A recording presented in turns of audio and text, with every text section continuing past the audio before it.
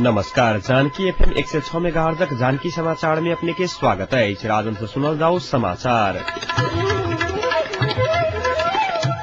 एक नुका मुख्य समाचार।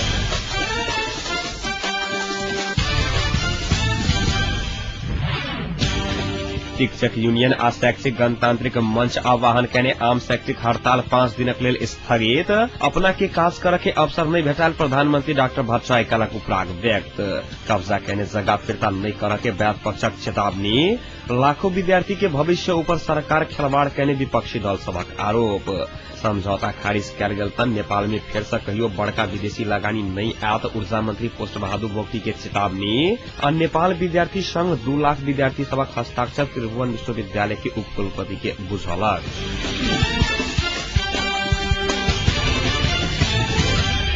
शिक्षक यूनियन आ शैक्षिक गणतांत्रिक मंच आह्वान कने आम शैक्षिक हड़ताल 5 दिनक लेल स्थगित करवला अछि। हड़ताल से 75 लाख विद्यार्थी प्रभावित भेल छल।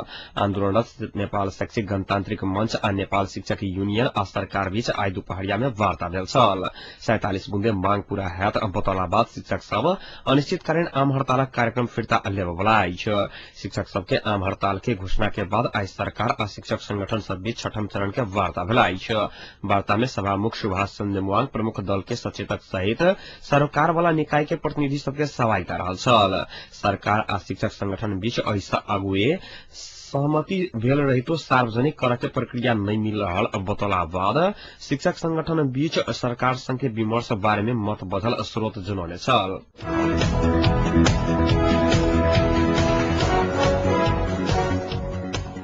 प्रधानमंत्री डॉक्टर बाबूराम भट्टराई अपना के काज करे के अवसर नहीं भेटायल संवैधानिक समिति के वैसार में उपराग व्यक्त कने अछि। अपना के काज करे के वातावरण नहीं देने कहत इतिहास ताई के मूल्यांकन करत बतौने छलखिन। मुदा विपक्षी सब सरकार अपन कमजोरी नुकाबा लेल प्रधानमंत्री धमकी देखौने टिप्पणी कने छल।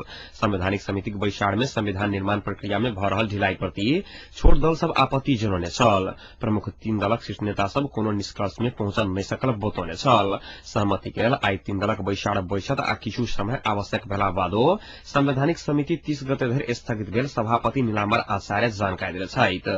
बैसारक बाद माओवादी अध्यक्ष पुष्पकमल दाहाल प्रचण्ड जेठ 14 में संविधान बनत दावी कने अछि।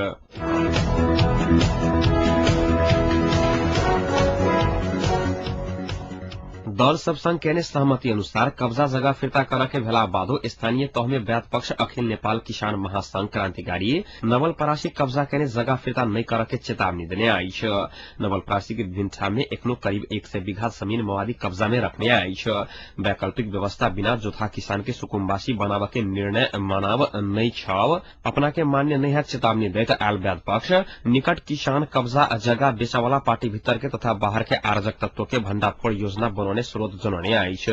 किसान महासंघ क्रांतिकारी नवलपरासी के जिला अध्यक्ष राधाकृष्ण पांडे संस्थापन पक्ष दल सब कहने सहमति सब भूमिहीन सुकुम्बासी आ जोथा किसानक अधिकारी सब वंचित कहने कब्जा जगह फिर्ता नहीं करब बतौने अछि।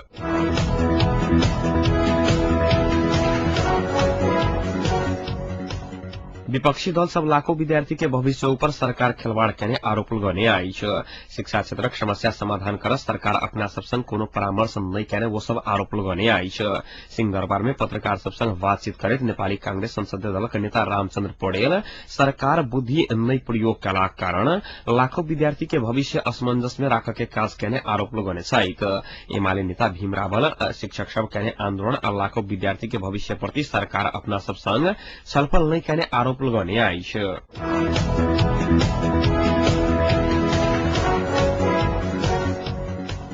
ऊर्जा मंत्री पुष्ट बहादुर बोगटी पश्चिम सेती जलविद्युत निर्माण करत चीनिया कंपनी 3 गर्जन संग कयल गेल समझौता खारिज कयल गेल त नेपाल में फेर से कहियो बड़का विदेशी लगानी नहीं आयत चेतावनी देने अछि। रिपोर्टर्स क्लब नेपाल आई कहने साक्षात्कार में मंत्री बोगटी बोलपत्र आह्वान कयला पर अबेर हैत आ राष्ट्रीय हितक लेल अविलंब कंपनी संग समझौता कयल गेल दावी करैत शुरुआत में एकर विरोध क अवरोध कयल गेल त नेपाल में विदेशी लगानी रुकत आ देश अनहार दिस जात चेतावनी देने अछि।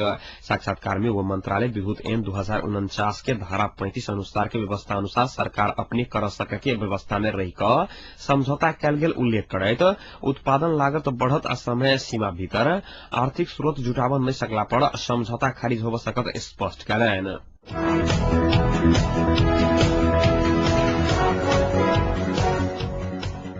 स्थानीय विकास मंत्री टोप बहादुर राईमाझी एकीकृत नेकपा माओवादी भीतर के अंतर संघर्ष के कारण शान्ति आ संविधान निर्माण के वर्तमान सरकार सहज रूप में अगाडि बढ़ावा नहीं सकल बतौना आइछ।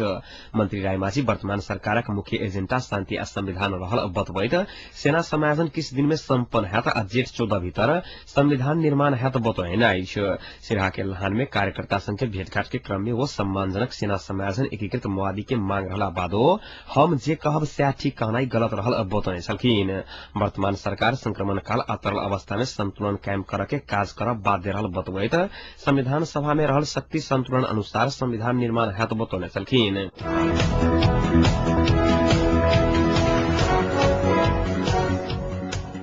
स्वतंत्र विद्यार्थी यूनियन चुनावक मिति के घोषणा करके मांग करैत नेपाल विद्यार्थी संघ 2 लाख विद्यार्थी सबक हस्ताक्षर त्रिभुवन विश्वविद्यालय के उपकुलपति तथा रेक्टर के बुझाने आइछ।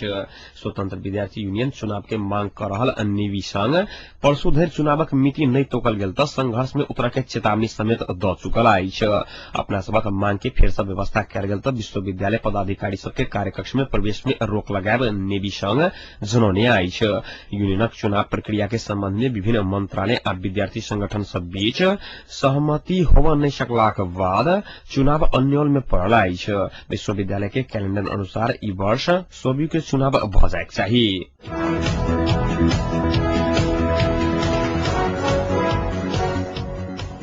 मधेसी जनअधिकार फोरम लोकतांत्रिक के केंद्रीय अध्यक्ष समेत रहल उप प्रधान तथा गृहमंत्री विजय कुमार गच्छेदार जेठ 14 गते जे केहनो हालत में संविधान जारी है दावी केने छथि।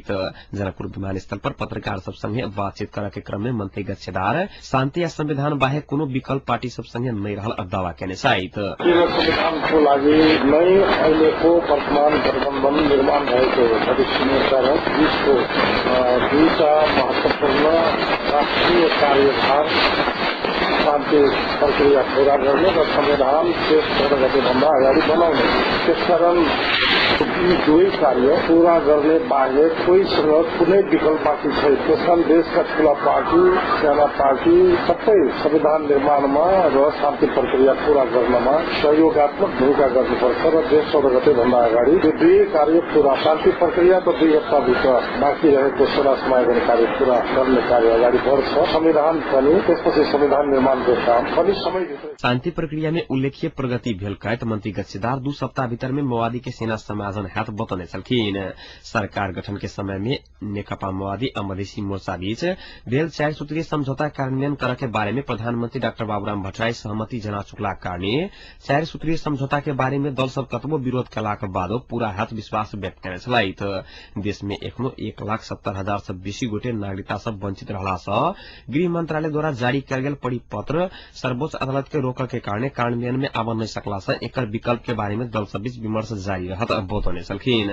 फोरम लोकतांत्रिक के अध्यक्ष समेत रहल अध्यक्ष विरुद्ध 18 गोटे सभासद पार्टी फोरा के बात कर रहल बारे में पत्रकार द्वारा पूछल गेल प्रश्न के जवाब में मंत्री गच्छेदार अपन पार्टी कोनो भी हालत में नहीं फुटत दावा केने छलखिन। हाम्रो हस्ताक्षरको दुरुपयोग भयो भनेर सभासदले अलि खण्डन गर्दैछन्, त्यसको कुनै सम्भावना छैन। एही बीच ऑल नेपाल सुन्नी दावत इस्लामिया संघ केन्द्रीय कार्यालय के उद्घाटन करे जेठ 14 गते भीतर शान्ति आ संविधान नहीं बनल त देश विखण्डन तर्फ जतै गृहमंत्री गच्छेदार चेतावनी देने छलखिन। एमाले आ कांग्रेस सहितक दल संविधान निर्माण में उत्सुकता नहीं देखा रहल हुनक कहब छलैन। शान्ति प्रक्रिया संविधान निर्माण के तार्किक निष्कर्ष में पहुंचावे के शर्त पर मधेसी मोर्चा सरकार में सहभागी भेल गच्छेदार के कहब छलैन।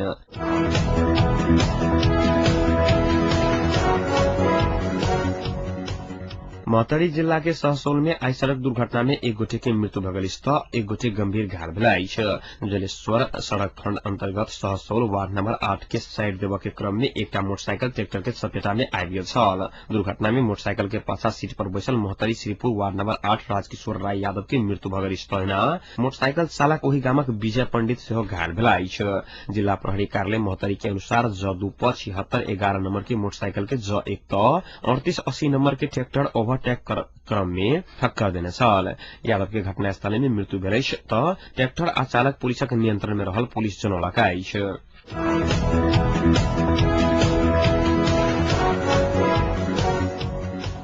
तीनू पैघ दलक शीर्ष नेता सबक बैसार बिना निष्कर्ष सम्पन्न भेल। संविधान सभाक समय नजदीक आबि रहल समय में दल सब अपन अपन अड़ान पर कायम रहला कारणे बैसार में ठोस निर्णय नहीं भ सकल बताओल गेल। बैसार के बाद बैसार के बाद पत्रकार सबसँग बातचीत करत एमाले अध्यक्ष झलनाथ खलाम कहे जे शान्ति प्रक्रिया संविधान सम्बन्धी विषय उपर काली होवाला सेना समायोजन विशेष समिति के बैसार निर्णय करतैक तहिना सत्य निरूपण तथा मेलमिलाप आयोग आ बेपत्ता सम्बन्धी आयोग गठन के सम्बन्ध में सहमति के नजदीक पहुंच गेल खानालाई जानकारी दिन छलकिन। बैसार में कांग्रेस आ एमाले शान्ति प्रक्रिया निष्कर्ष में नहीं पहुंचदैर संविधानक विषय में प्रवेश नहीं करके आड़ान रखने बुझबा में आयल अछि। संविधान में शासकीय स्वरूप राज्य पुनर्संरचना सहितक विषय एखनो विवादित रहल अछि।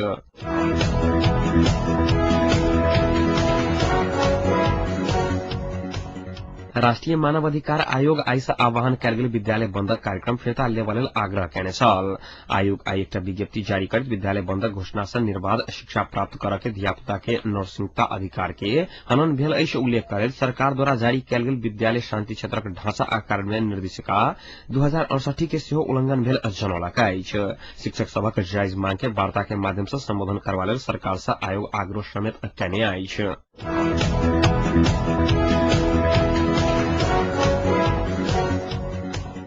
जनकपुरक शिक्षाविद जानकी रमन लाल के आय 78 वर्षक उमेर में निधन भेल छनि। इलाजक क्रम में आइ भिनसर करीब 7 बजे काठमांडू में निधन भेल छनि। शिक्षाविद लाल के निधन से जनकपुरक शैक्षिक क्षेत्र में अपूर्णीय क्षति भेल। तराई मधेश लोकतांत्रिक पार्टी के केंद्रीय उपाध्यक्ष वृखेश चंद्र लाल बतौने छलखिन। स्वर्गीय जानकी रमन लाल जनकपुरक राराब कैंपस रिटायर्ड अंग्रेजी विषयक प्राध्यापक सहायक प्रमुख नेपाल प्राध्यापक संघ के पूर्व उपाध्यक्ष जनकपुर कैंपस के संस्थापक प्रमुख सिरहा कैंपस के संस्थापक प्रमुख सहित पूरा जीवन शिक्षा क्षेत्र में लाल बितौने छलखिन।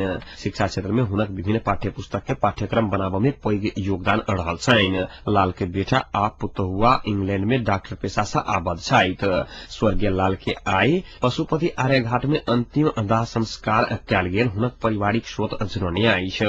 लाल के निधन प्रति जानकी FM 106 मेगाहर्ट्ज परिवार दुख व्यक्त करैत हुनक मृत आत्मा के चिर शांति के लेल माता जानकी संग प्रार्थना करैत अछि।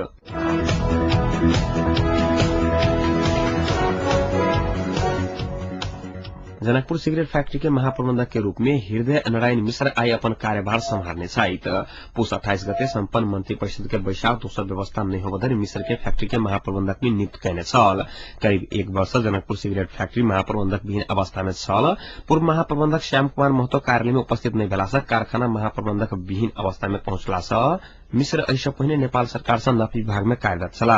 कारखाना में कर्मचारी एवं मजदूर सबके संबोधित करत महाप्रबंधक मिश्र 6 महीना भीतर कारखाना के सुदृढ़ करऽ के प्रतिबद्धता व्यक्त करने छलखिन। कारखाना संचालन करबा में सहयोग करबा लेल कर्मचारी एवं मजदूर सबसे आग्रह करैत राजनीतिक स्वार्थ से ऊपर उठ कर काज करबा लेल मिश्र संबंधी संपूर्ण निकाय संग अपील करने छलखिन।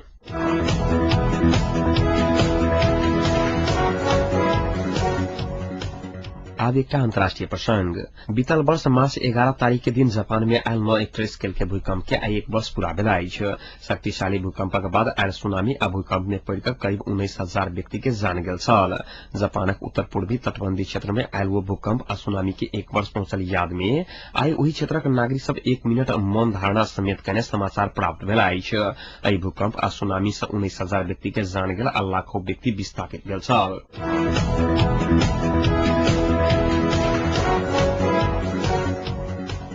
अब तापक्रम एखन जनकपुरक तापक्रम 25 डिग्री सेल्सियस रहल अछि।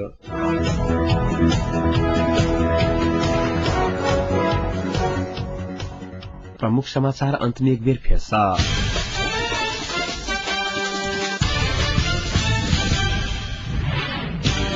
शिक्षक यूनियन आ शैक्षिक गणतांत्रिक मंच आह्वान केने आम शैक्षिक हड़ताल 5 दिनक लेल स्थगित। अपना के काज करऽ के अवसर नहीं भेटायल प्रधानमंत्री डॉक्टर बाबूराम भट्टराय के उपराग व्यक्त।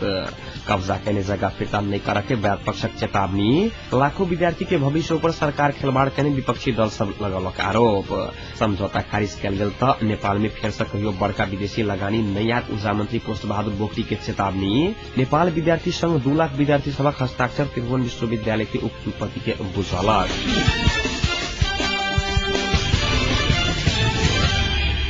एहि संग आजुक जानकी समाचार एतै संपन्न होइतै। समाचार कक्षक संपूर्ण सहकर्मी के संग हम राजन आज्ञा चाहब। अहिना सुनित रही जानकी FM 106 मेगाहर्ट्ज। नमस्कार, शुभ रात्रि।